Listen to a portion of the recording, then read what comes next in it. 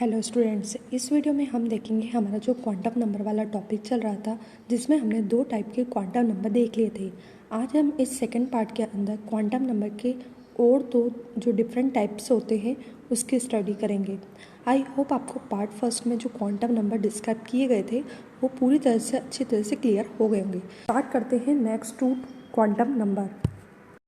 Third number का quantum number है magnetic quantum number. This quantum number is denoted by M. यानी जो third number का quantum होता है जिसे हम मैग्नेटिक क्वांटम नंबर बोलते हैं, इसको डिनोट करने के लिए हम एम सिंबल का यूज़ करते हैं। जिस तरह से आगे के दोनों क्वांटम नंबर को भी मैंने बताया था कि उनके कुछ सिंबल होते हैं, उसी तरह से मैग्नेटिक क्वांटम नंबर को स्मॉल एम से डिनोट किया जाता है। ठीक है, क्लियर। आगे लिखा है M, that means magnetic quantum number represent the orbital present in subshell. Magnetic quantum number हमें सबशेल के अंदर जो ऑर्बिटल प्रेजेंट होती है उसके बारे में डिनोट करता है, रिप्रेजेंट करता है ना। जो हमने एल यानी एजीमुथल क्वांटम नंबर जो देखा था वो हमें सबशेल के बारे में बताती है। ठीक है, अब सबशेल के अंदर कितनी ऑर्बिटल है इसके बारे में हमें इंफॉर्मेशन कौन देता है? Magnetic quantum number. Value of M depend on the value of L. ठीक, आगे लिखा different value of M gives the total number of orbital in given subshell. M की जितनी वैल्यू होती है वो ही हमें सबशेल के अंदर जितनी भी ऑर्बिटल होती है उसके बारे में इंफॉर्मेशन देती है ना। Different value of M give the total number of orbital, यानी जो एम की जितनी भी वैल्यू आएगी वो ही सबशेल के अंदर सारी ऑर्बिटल्स होती है। एम निकालने का फॉर्मूला होता है M equal to minus L to zero to plus L. अभी इस एम का यूज़ कैसे करना है, इस फॉर्मूले का यूज़ करके हम मैग्नेटिक क्वांटम नंबर कैसे डिटरमाइन करेंगे वो देखते हैं। देखो, सबसे पहले हम लिखेंगे वैल्यू ऑफ एल। तो माना हमने कि हमारी एल की वैल्यू ज़ीरो है। अगर एल की वैल्यू ज़ीरो होती है तो मैंने इसके पहले वाले एजीमुथल क्वांटम नंबर में बताया था कि उसको डिनोट करने का तरीका क्या होता है, स्मॉल एस होता है। ज़ीरो यानी सबशेल कौन सी होगी आपकी? एस। अगर आपको एम निकालना है तो आपको इस फॉर्मूले का यूज़ करना पड़ेगा जो मैंने ऊपर रखा है। अगर आपकी एल की वैल्यू ज़ीरो है तो आपकी एम की वैल्यू भी कितनी होगी? Zero. That means number of orbital कितनी होगी? केवल ज़ीरो आया, that means number of orbital हो गई आपकी वन। सेकेंड वाले में आपको और क्लियर हो जाएगा। तो देखते हैं, यहाँ पर हमारे पास एल की वैल्यू है वन। अब वन को डिनोट करने का तरीका पी होता है, याद रखना है ना। तो वन लिखा, पी लिखा, वही फॉर्मूला यूज़ करेंगे minus L to zero to plus L. अब यहाँ पे लिखना कैसे है? आपकी जो वैल्यू है एल की उसको माइनस से लेकर प्लस तक जाना है, वही आपकी एम की वैल्यू होगी।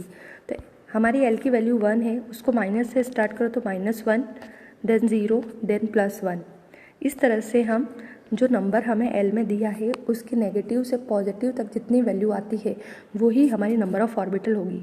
तो ये हो गई आपकी minus one, zero, plus one, यानी टोटल हो गया आपका नंबर ऑफ ऑर्बिटल थ्री। उसके बाद एन की वैल्यू उसके बाद हम एल की वैल्यू टू रखेंगे, जिसको डिनोट करते हैं हम डी से। अब वही आपको टू लेना है, उसको माइनस से लेकर प्लस तक जाना है। तो minus two, minus one, zero, plus one, plus two, यानी जो एल की वैल्यू थी उसको नेगेटिव से पॉजिटिव तक लिखेंगे। टोटल ऑर्बिटल हो गई आपकी फाइव। उसके बाद अगर आपकी एल की वैल्यू थ्री होती है तो उसको डिनोट करने का तरीका आपका एफ होता है। जो आपकी एल की वैल्यू आई है थ्री, उसे आपको नेगेटिव से पॉजिटिव तक लिखेंगे।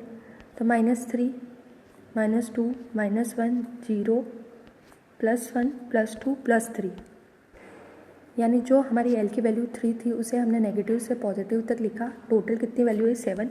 That means number of orbital हो गए आपके सेवन। इस टेबल से हमें क्या क्लियर हुआ? इस टेबल से हमें एक तो ये क्लियर हुआ कि एल का यूज़ करके हम एम की वैल्यू को डिटरमाइन कर सकते हैं, और एक चीज़ और ये क्लियर हो गई है कि जितनी एम की वैल्यू आती है उतनी क्या होती है? नंबर ऑफ ऑर्बिटल्स होती है। तो ये था आपका magnetic quantum number third number का।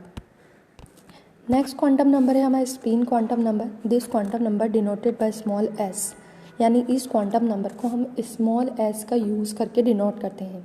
This quantum number show spin of electron can spin in two direction, clockwise and anti clockwise. यानी फोर्थ नंबर का क्वांटम नंबर जो होता है जिसे हम स्पिन क्वांटम नंबर बोलते हैं, ये इलेक्ट्रॉन की डायरेक्शन बताता है कि आपका इलेक्ट्रॉन कैसे रोटेट हो रहा है, क्लॉकवाइज रोटेट हो रहा है या एंटी क्लॉकवाइज। ठीक है, इसका मतलब क्या हुआ कि आपका इलेक्ट्रॉन जो होता है वो दो तरह से रोटेट करता है। एक आपका इलेक्ट्रॉन क्लॉकवाइज रोटेट करता है और एक आपका इलेक्ट्रॉन एंटी क्लॉकवाइज रोटेट करता है। तो स्पिन क्वांटम नंबर अगर हमें पता है तो हम इलेक्ट्रॉन के रोटेशन को चेक कर सकते हैं कि आपका इलेक्ट्रॉन क्लॉकवाइज रोटेट करता है या एंटी क्लॉकवाइज। उसके बाद एक टेबल दे रखी है, यहाँ पे लिखिए स्पिन, यहाँ लिखेंगे वैल्यू ऑफ एस और रिप्रेजेंटेशन ऑफ इलेक्ट्रॉन। मैंने आपको बताया कि इलेक्ट्रॉन की स्पिन यानी इलेक्ट्रॉन का रोटेशन 2 टाइप का होता है। तो पहले लिखेंगे हम क्लॉकवाइज, यहाँ पर एस की जो वैल्यू आती है उसे हम लिखते हैं +1/2। क्लॉकवाइज अगर घूमता है तो उसकी वैल्यू होती है +1/2, जिसे हम ऊपर के एरो से रिप्रेजेंट करते हैं। दूसरी स्पिन होती है यानी दूसरा रोटेशन होता है इलेक्ट्रॉन का एंटी क्लॉकवाइज, जिसे हम -1/2 से डिनोट करते हैं और उसके लिए हम नीचे वाले एरो का यूज़ करते हैं। यानी अगर आपकी एस की वैल्यू +1/2 है तो इलेक्ट्रॉन क्लॉकवाइज घूमता है, और अगर आपकी एस की वैल्यू -1/2 है तो आपका इलेक्ट्रॉन एंटी क्लॉकवाइज घूमता है। इस तरह से स्पिन क्वांटम नंबर में जो वैल्यू होती है +1/2 -1/2, उसका यूज़ करके हम इलेक्ट्रॉन की स्पिन को चेक कर सकते हैं, क्लियर कर सकते हैं। तो ये थे आपके 2 quantum number, magnetic quantum number, spin quantum number. यहाँ पर आपका क्वांटम नंबर वाला टॉपिक कंप्लीट होता है। आई होप आपको क्लियर हो गया होगा। इसी तरह से हम आपके लिए केमिस्ट्री के इंपॉर्टेंट टॉपिक्स की वीडियो लाते रहेंगे, तो हमें सब्सक्राइब करें। और अगर इस टॉपिक की नोट्स की PDF आपको चाहिए तो आप हमारी इंस्टाग्राम लिंक पर जाकर DM ज़रूर करें। Thank you.